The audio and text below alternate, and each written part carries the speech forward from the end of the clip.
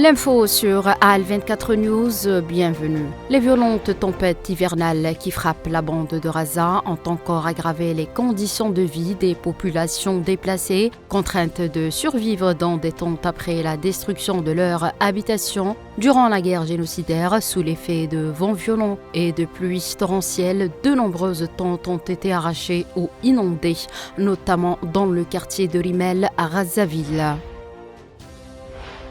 Le ministre russe des Affaires étrangères, Sergei Lavrov, a réitéré l'engagement de son pays en faveur de la solution à deux États au Moyen-Orient, affirmant qu'il était difficile d'imaginer une autre option à même de garantir la paix dans la région.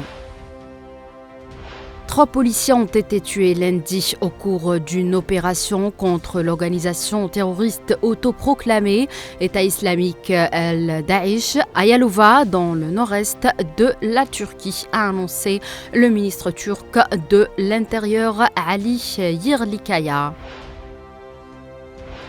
La Russie recevra des informations sur les résultats des négociations menées en Floride après un nouvel échange entre Vladimir Poutine et Donald Trump, a déclaré le porte-parole du Kremlin Dmitry Peskov, précisant qu'il est pour l'instant impossible d'en évaluer l'issue.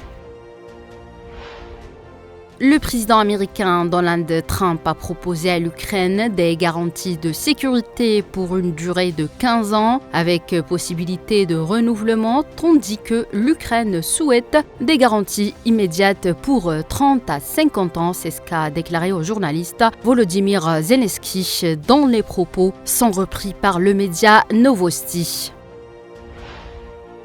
Et enfin, la Suède a exprimé ce lundi son soutien à l'unité et à la souveraineté de la Somalie après que l'entité sioniste a reconnu le Somaliland, en rapporté des médias, conformément à l'UE et à l'UA et aux instances régionales concernées. La Suède défend les principes de l'unité, de la souveraineté et de l'intégrité territoriale de la Somalie, a indiqué le ministère suédois des Affaires étrangères dans un message publié sur les réseaux sociaux.